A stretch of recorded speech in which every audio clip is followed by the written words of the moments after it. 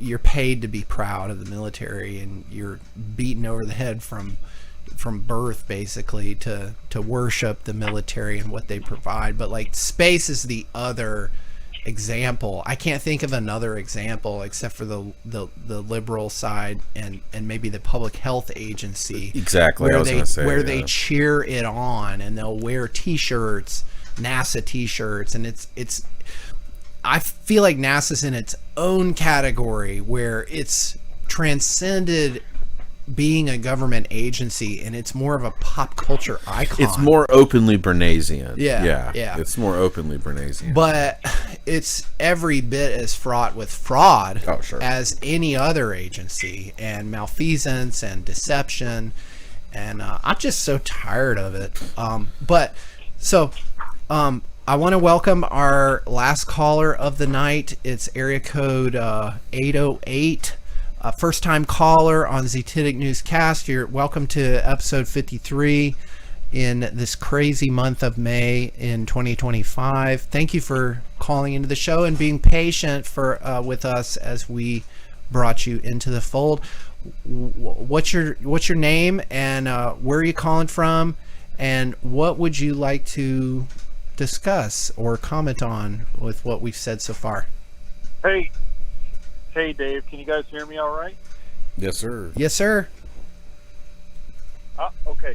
Yeah, so I'd just like to talk about a couple things. My name is John. Hey, John. I actually live in Texas. Yeah. Awesome. Cool. Houston, we got a problem. There's just a couple things that you talked about that really caught my interest and just made me to call in. My family, first off, first generation American, and I have some family from Germany. As you might think, there's a particular party that happened there back in the 20s and 30s and 40s. And so they migrated after the war into the United States.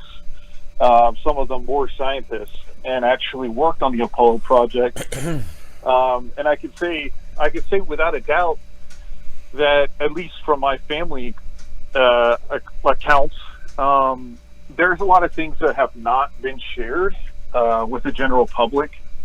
Everything from whether or not we can fly up there, all the way to, are we alone in space? And the answer is no, we're not, at least from what my family's told me. And, I have my theories as to what that entails.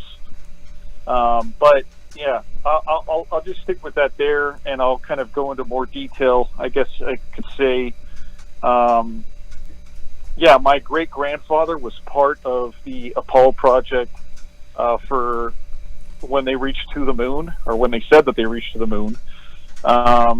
He did say that there were people living on the other side of the moon, and that it was a habitable place. It wasn't actually out of any sphere where there wasn't air. And that a number of the films that were sent over to the general public were theatrical. They weren't real.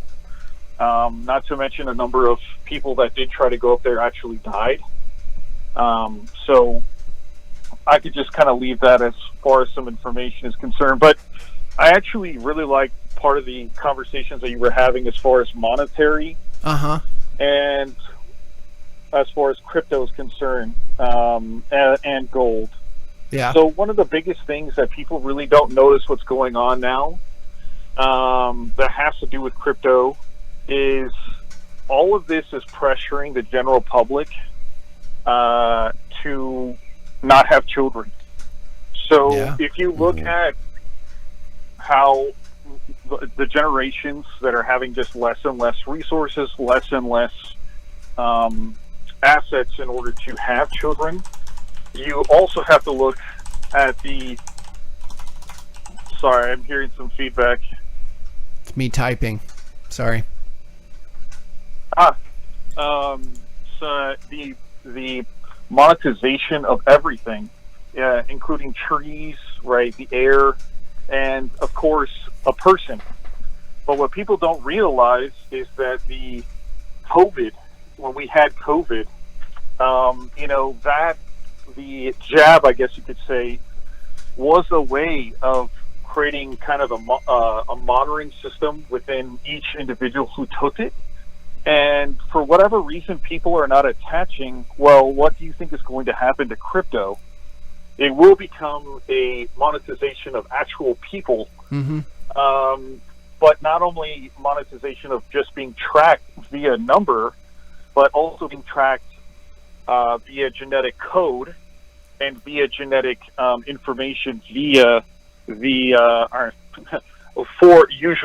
the jab as a whole, because it is actually a software download. It is not, or a software that's turned into a hardware download.